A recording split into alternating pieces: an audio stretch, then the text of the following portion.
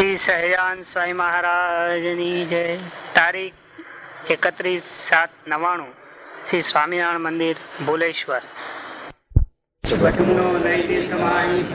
રામાનંદ મળ્યા સ્વધર્મચર્યો યજ્ઞાની મોટા કર્યા મોટા ધામચાર્યા અંતર ધ્યાન થયા લીલા હરિતની સંક્ષેપમાં ઉછરી. શ્રી સહજાન સ્વામી મહારાજની જય. શ્રી ઘનશ્યામ મહારાજની જય. શ્રી હરિકૃષ્ણ મહારાજની જય. શ્રી સ્વામિનારાયણ ભગવાનની જય. ઓમ નમો અવતારે શ્રી સ્વામિનારાયણ. શ્રી સ્વામિનારાયણ હરે. શ્રી સ્વામિનારાયણ હરે. સંમત 1878 જેઠ સુધી એકાદશીને દિવસ સ્વામી શ્રી સહજાનંદજી મહારાજ શ્રી ગઢડા મધ્યે દાદા ખાચરના દરબારમાં શ્રી વાસુદેવ નારાયણના મંદિરના આગળ વિરાજમાન હતા ને મસ્તક ઉપર ધોળી પાક બાંધી હતી ને ધોળો ખેસ પહેર્યો હતો ને ધોળી ચાદર ઓઢી હતી ને પોતાના મુખારવિંદની આગળ મુનિ તથા દેશ દેશના હરિભક્તની સભા ભરાઈને બેઠી હતી.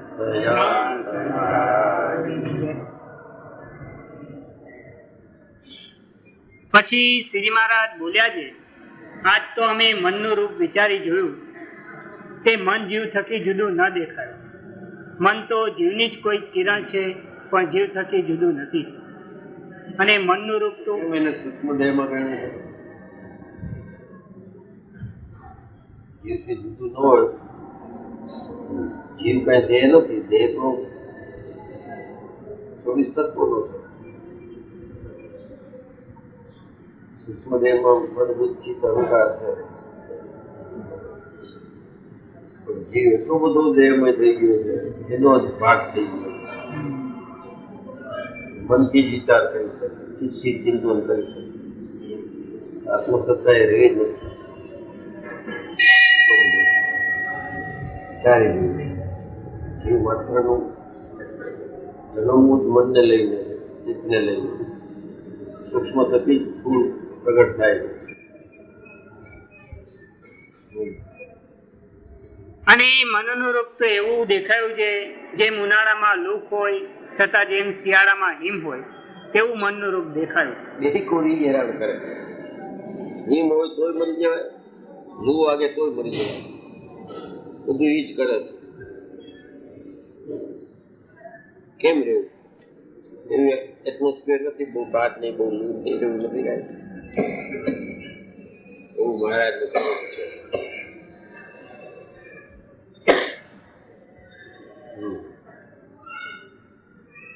અને જેમ માણસના દેહમાં લૂક પેસે તથા હિમ પેસે ત્યારે તે માણસ મરી જાય છે, તેમ એ મન ઇન્દ્રિયો દ્વારા થઈને જ્યારે વિષય સન્મુખ થાય છે ત્યારે તે વિષય જો દુઃખદાયી હોય તો મન તપીને ઉનાળાની લૂક જેવું થાય છે. અને તે વિષય જો સુખદાયી હોય તો તેને વિશે મન શિયાળાના હિમ જેવું થાય છે. તે જ્યારે દુઃખદાયી વિષયને ભોગવીને લૂક સરખું થઈને જીવના હૃદયમાં પેસે છે ત્યારે જીવને અતિશય દુખ્યો કરીને કલ્યાણના માર્ગમાંથી પાડી નાખે છે. બહુ દુઃખ એ કલ્યાણના માર્ગમાં પડી જવાય. એને સહન શક્તિની ટેવ હોય ને, સહન કરી દે. એટલે અનામ બ્રહ્મચારીએ પુરુષોત્તમ કોર્ટમાં લખ્યું છે, પ્રાર્થના કરી છે ઈચ્છારામભાઈ. ઈચ્છારામજી મહારાજના ગુરુ, એને કરીને દેહાતીને અતિશય કરતા એવા તત્વો ધર્મ થકી મારી રક્ષા જે કરાય છે. કરે કાંઈ કરતા કાંઈ નથી લેતા, કામ કરે ખોટા મન ક્યાંય ફેરા કરતા પોતાનું વખણાવવા વાળા ઘણું બધું ત્યાગ કરી છે. મહારાજ કરે અમુક જગ્યાએ બરોબરી આવડતી, અમુક જગ્યાએ શીખાવા મળતી, અધિક વધતું. પોતાના સમવયસીઓ જે અધિક વધતો તો વાંધો નહીં. કંઈક ને કંઈક નિયમ લઈ લેવા, આટલા કોઈ ન લીધો એવા એ લઈ લે. બહુ ખરાબ. ભગવાનના માર્ગ પછી પાડી નાખી. કારણ કે અહંકાર શું થાય? ક્યાંથી ભગવાન મેળવવા માટે શું શું મળે છે? લડું મળો ત્યારના અહીં આવ્યા હોય પાછા એની બાળમાં મેળા જેવી આવે. ટાટ હોય ને મરી ગયા, લૂપ હોય ને મરી ગયા. એ કોઈ કિસ્મત અવિનાશી સ્વરૂપ છે એ ઓછરાઈ ગયું તેનો અર્થ શું સમજો જ નથી કરતો. ભગવાન શ્રી તો વાત ભૂલી ગયો. ભક્તો હતો કાં રજોગુણી હોય કાં તમોગુણી હોય. સત્વગુણી હોય છે એટલું બધું જોઈએ ને ભક્ત હોય છે રજોગુણમાં વધતો હોય એને પાછા વીઆઈપી ના પાસ હોય એને જમાડવા નોખા જોઈએ. આ બધા મરવાના લક્ષણ છે. આ કઈ સારું નથી. મોટો સમય થતો એમાં બોર્ડ મારે જ બહાર વીઆઈપી નો ઉતારા, વીઆઈપી ના ઉતારા, વીઆઈપી નું ભોજન. સાવ સામાન્ય માણસ વીઆઈપી નું મેજરમેન્ટ પૈસા દે એ મહારાજનો મોટો હરિભક્ત સદા સત્વગુણ મારીએ તમે હારે બેસીને જમે એનું કલ્યાણ થાય અને છતો જને ઉડે એનું કલ્યાણ થઈ. ખબર છે આ બધા વીઆઈપી આ બધા ભક્ત થઈ જાય. કારણ કે બને છે જે ભગવાનની પ્રાપ્તિ માટે ગુણમાં રહીને કરે છે, માયામાં રહીને. સત્વ કારણ પ્રથમ સત્વમાં કેટલાક હશે. પછી બાપાના દર્શન કરવા બાપા અમદાવાદ હતા ત્યારે ગયા હતા ક્યાંક ગામમાં હતા ત્યારે કીધું હશે કે ભાઈ અમજી બાપા બહુ સારા સત્સંગી છે, મોટા મોટા સંતો એનું સમાગમ કરવા જાય છે, તમે જાજો. ચૌધરી હતા ત્યાં બાપા દર્શન કરવા. પેલા તો મંથના કાગળ આવી ગયા હોય કે આવે છે કાચની રાખજો એના ખાટલા નોકા આવી ગયા, ગાડલા ગોદડા નોકા, એના માટે દૂધ એ કાંઈક વ્યવસ્થા મંદિર ચડીને સુવે. પછી ક્યાં છે કે બાપા સાદા કપડા બેઠા હોય. વાત કરી મહારાજના અને મુક્તના પ્રગટ મહારાજ. સ્વામિનારાયણ પ્રગટ હોય ત્યારે ઓળખાય નહીં, મુક્ત પ્રગટ હોય ત્યારે ઓળખાય નહીં. એના સામે આપણે આપણા ભાવ રાખીએ. કેવી રીતે પ્રગટ છે, શું ખાતરી? શાસ્ત્રના ગુડાર્થમાં ગુડાર્થ અર્થ હોય મહારાજ વાત કરતા હોય, ત્યાં તો શાસ્ત્રના અર્થ માની બેઠેલા હોય, એનાથી વિપરીત વાત કરીને બીજાને સમજાવી દે એનું પ્રત્યક્ષ હોય. એવું ને એવું એના મુક્ત વાત કરતા હોય, બધા એને હા પડી જાય, વાત ગમે, સમજાય, અઘરી લાગે છતાં એ વાત સાચી લાગે. મહારાજને પ્રત્યક્ષ થોડું સમજાવે. મહારાજ થઈ ગયું. ભક્ત સારો હતો, રજોગુણી. એક દી, બે દી, ત્રણ દી, એક બે દી માટે આવે. આ લોકોનો ટાઈમ ન હોય. સાથે સાત થી રોકાણો, કથામાં જાય, પછી બાપા પાસે બેસે જાય. ત્યાં તો બધી સૃષ્ટિ પાછી 5 પ્રકારનું તો શાક આવે, થાળ ભરાય, બધું કાઢી નાખ્યું. પંગતમાં જમીશ બાપાને કહ્યું તમારે હારે આવું, કારણ કે આટલા વખત આવા મોટા મુક્તિ અનુમુક્તિમાં રહીએ તો બધું અંદર બદલાઈ જાય. અંદરથી પરિવર્તન થવાનું હતું, અંદર થવાનું, બહાર તો બધા સરકાર છે.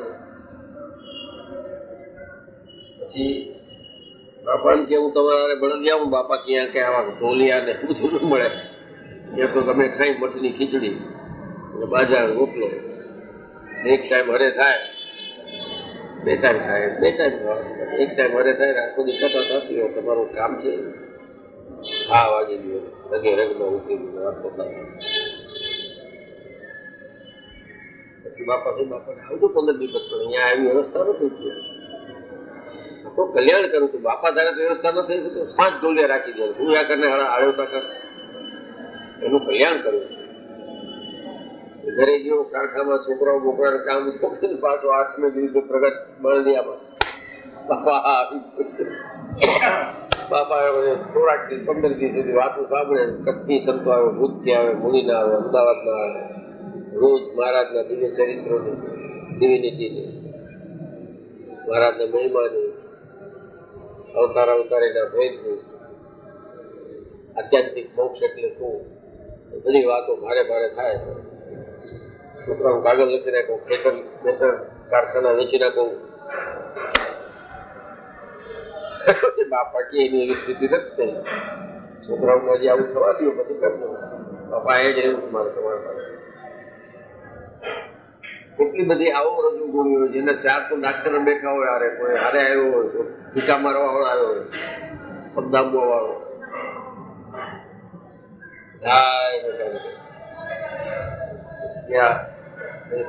બાપા મારા ગામ ક્યારે આવો?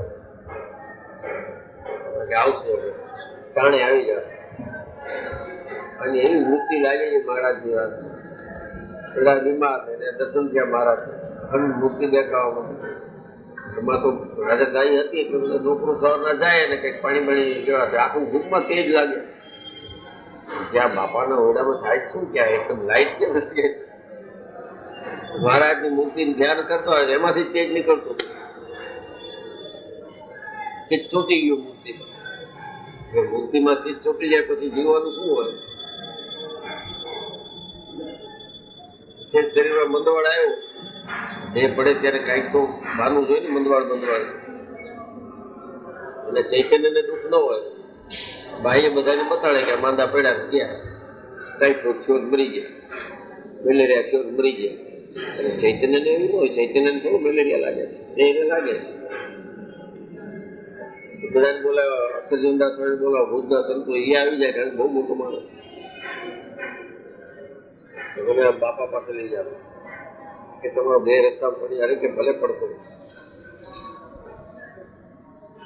આમને આમ કેમ લઈ જાય? તો બાપા દર્શન થયા, મહારાજ ને થયા. બાપા તમે મને આજથી સમજાવી દીધું.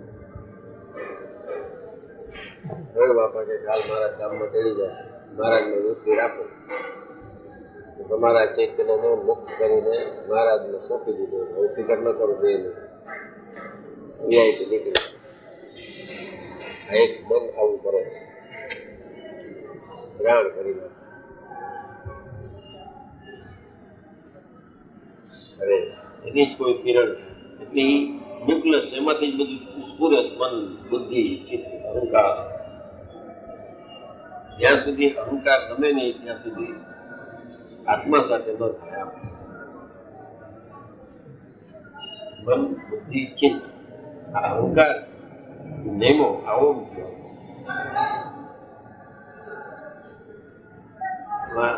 સિમ્બોલિઝમ છે બધા બહુ ફર્સ્ટ ક્લાસ છે. આપણે જેમ છે મારા એમ કે ઉભા છે. સ્વામિનારાયણ ક્યારે આમ કરી નથી ઉભા. સ્વામિનારાયણના એક હાથમાં રૂમાલ ને આમ છે. મહારાજે બધું પૂરું કર્યું છે, કારણ કે એમાં અહંકાર નથી. મોટે તપનો, જ્ઞાનનો, જ્ઞાન દેવાનો, લેવા બધું છે. એટલે આમ કરે છે. પણ એનું નમેલું છે. આત્મા ઉપર અહંકાર નમેલો છે. આમ હોય તો કાંઈ ન થાય.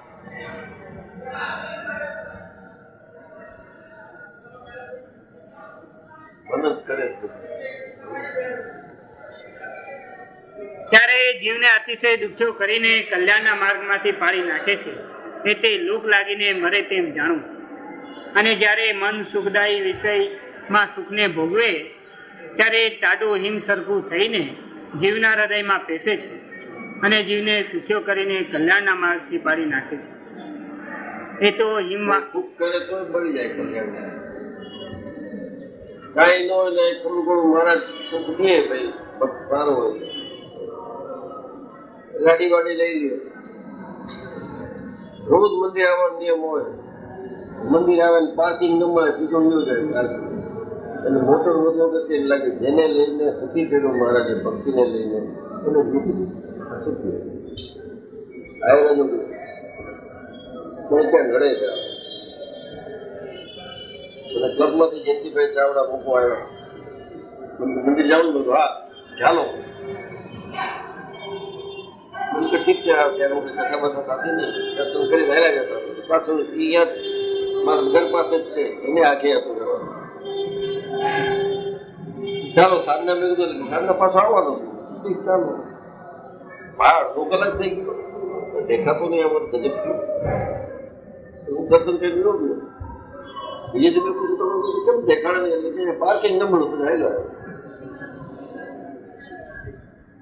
આ ભગવાન સુખ દે તોય ભજી નથી શકાતો, દુઃખ દે તોય ન ભજી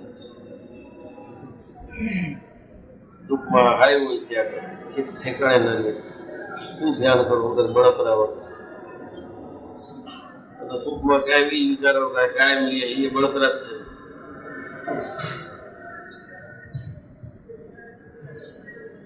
ફાંસીનો ફોન આવ્યો રવિવારે, હું આવું જ મેળવાનું ના કાંઈ જરૂર નથી મારી ના આવું પછી કમું પૂછી જો મારી ગાડી હાથ નથી મેં કીધું બંધ કરીને ભાઈ, હું ટેક્સીમાં આવી જાઉં સીધા આવી જાય. આ બધું જે ભગવાન કારણે એ બધું મૂકી જાય એની અપેક્ષાએ કાંઈ ઉપેક્ષિત નથી.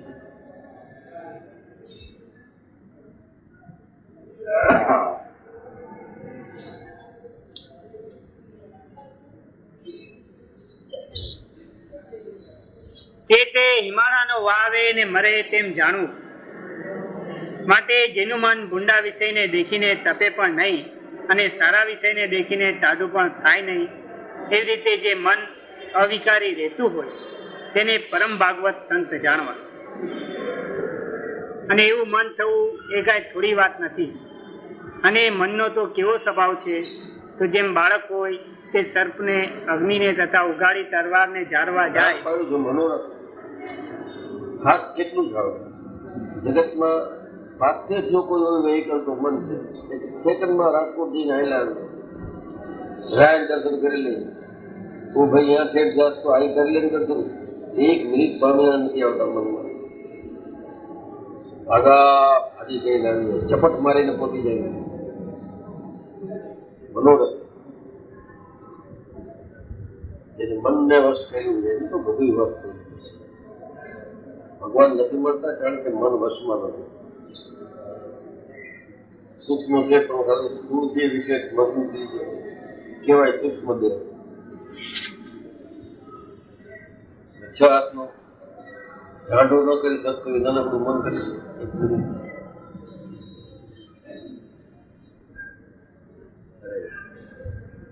ઉગાડી તરવારને જાળવા જાય તે જો જાળવા ન દઈએ તો પણ દુઃખી થાય, અને જો જાળવા દઈએ તો પણ દુઃખી થાય. તેમ જો મનને વિષય ભોગવવા ન દઈએ તો પણ દુઃખી થાય, ને જો ભોગવવા દઈએ તો પણ વિમુખ થઈને અતિશય દુઃખી થાય. માટે જેનું મન ભગવાનને વિશે આસક્ત થયું છે ને વિષયને યોગ્ય કરીને ટાળવું થતું નથી, તેને જ સાદું જાણવું.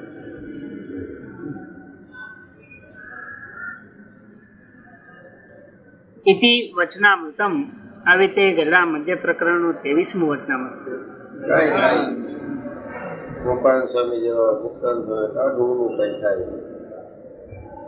છતાં અનુસંધાન આવી સામર્થ્ય હોય ને છતાં એમ હોય કે મહારાજ હોય કોઈ પુસ્તક ન લાવી છે. ભાવનગર થી મહારાજ કે કુશાલ ભટ્ટ નહીં જાય ત્યાં સુધી નહીં આવે. સુકામ મહારાજ વખાણ કરતા એટલા બધામાં મોટા એને સુકામ થયા. ગોપાલ સ્વામી ગુરુ કેમ મુક્તાન સ્વામીને દીધા? મન વશમાં હતા.